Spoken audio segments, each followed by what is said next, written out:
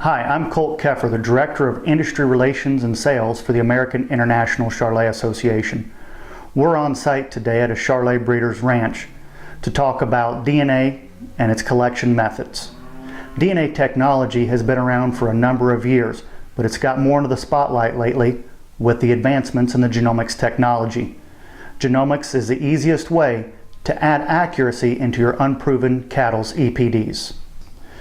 A lot of traditional methods are out there for DNA collection. One such would be hair sampling. However, there's now a $5 charge for that sampling to be processed by the lab. So today we're going to go over a couple methods that are recommended by GeneSeek and the AICA. One thing to remember before we get started is the only way to be included in the evaluation by the AICA is to submit your DNA straight to the GeneSeek lab in Lincoln, Nebraska. Let's get started. Before we start the actual collection of the DNA, there's a couple things you need to remember to do. First of all, make sure you have plenty of DNA sampling devices. Whether it's the All-Flex tagger, you can get that straight from the manufacturer or from many vet supply companies, or the blood cards, which are free of charge. And you can order those when you place your order for your DNA kits.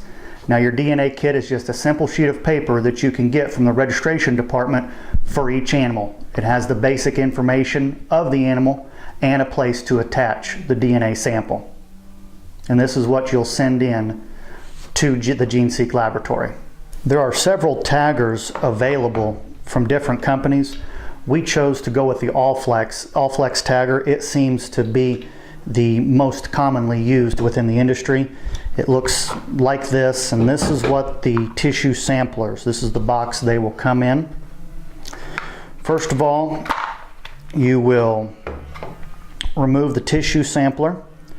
You will mark the animal identification number on the box. For this instance, it's 8152. And a good habit to do is on your DNA kit, mark the last 3 digits of the sample on that DNA kit.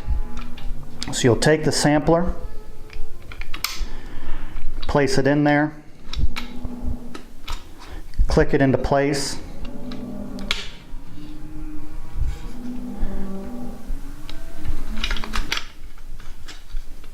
You'll remove this red tab, and just to give a little sample, you'll place the ear right in between here, take the sample, and when you look, you'll see a little green ball at the bottom of the sampler. That is a verification that the sample has been taken. This little piece right here, that's the actual knife that cuts the ear. That needs to be removed. You can do that simply by pulling apart on the handles, and these 2 pieces get thrown away. You place the sampler back in the box, and you're ready to go. You will use the tissue tagger much like an ear tagger. Make sure to squeeze firmly on the handles when taking the sample. Make sure the green ball is at the bottom of the tube and that you see tissue in the solution.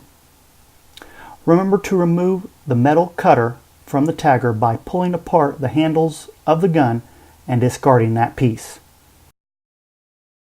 For the blood card, make sure to clearly identify the animal on the card. We recommend drawing a few cc's of blood rather than swiping over the ear or tail vein. It will help ensure enough blood and that the sample is clean. Make sure to use a fresh needle and syringe for every animal. Place a few drops of blood within the circle on the card, making sure to not oversaturate the card. Leave the cards to dry in a clean, safe area overnight before packaging or stacking them. Packing before the blood is dry can lead to a bad sample. Finally, secure the card with tape or a staple to the DNA kit and you are ready to send it to the lab. For the second portion of this video, we're here at the AICA headquarters in Kansas City, Missouri with the recording secretary, Mary Lou Wegner. We've got a few questions for her to clear up some things in this video. Mary Lou, when you order the DNA kit from the AICA, what is included in that test? What are some other options, and what are the costs associated with those tests? Right now, AICA is offering just two tests. The Genomics 50K test, which is for our enhanced EPDs. And within that genomics test, you also have parentage. So when you call the office and ask for a DNA test, you're going to get the genomics test, and you'll also get the parentage on the animal that you've sent. The other test that we offer is the horned poll test, and that's a standalone test. It is a $45 test. Your genomics parentage DNA test is $25.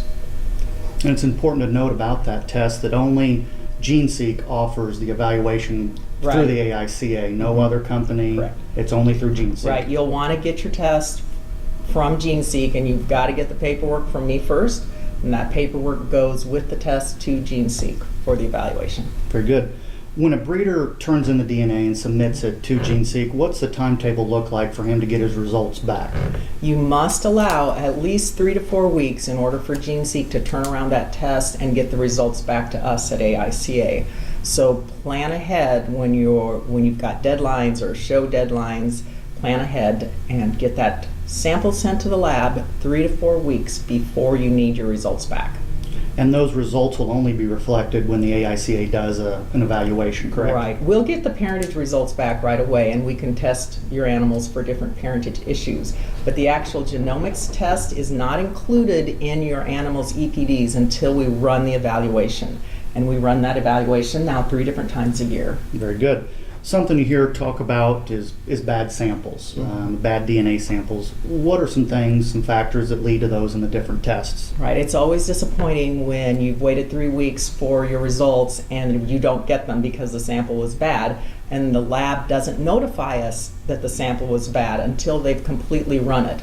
So things that can happen in your tail hair sample, you could have dirt or manure mixed in with that sample. That will contaminate the hair follicles, or you don't get the actual root ends pulled. You need to make sure you pull the tail hair so that the little root end bulb is included. Then the lab really prefers blood cards right now, and using blood cards is very simple. It's just a drop of blood on the card. The things that can make that go bad would be drying it with a hair dryer or leaving it in the sun in your cab on your cab dashboard. That would contaminate or make the blood card go bad.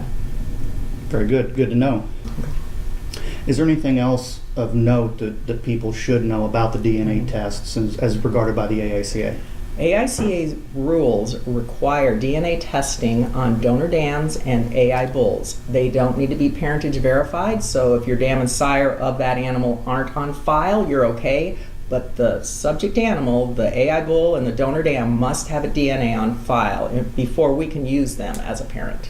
Another way to submit a sample is a semen sample. The semen does not need to be kept cold, and you can put the semen onto the blood card. The lab has told me that. So you can put semen on a blood card and send it in that way. If you send a straw of semen in, it doesn't need to be kept cold, but you must wrap it in a way that it doesn't break in the mail, because one of their failed samples will be a semen straw that was sent and then broke in the mail, and there's no DNA to test. Okay. One of the final questions, what are some important dates to remember if you're interested in the genomics technology, DNA testing going forward through this fall and into next year? Right. Right now we're running our cattle evaluation 3 times a year. So for the first evaluation in the year, you would want to have your genomic sample sent to our lab sometime that last week of March to meet our mid-April deadline. And then also then in the summer, you'd want to have your samples to the lab sometime the last week of June to meet the mid-July deadline. And the same way in the fall, you'd want your samples to be to the lab by mid-October in order to meet the November deadline. And all that information is available in the journal and our website as well. We'll keep you updated on those deadlines with our newsletter, and of course watch the Charlotte Journal and the website for announcements. Very good. Thank you. You're welcome. If you would like to get a hold of Mary Lou, you can contact her at the office You number. can contact the office. My extension is 400, and also you could email me, Wegner, WEGNER, at charletusa.com.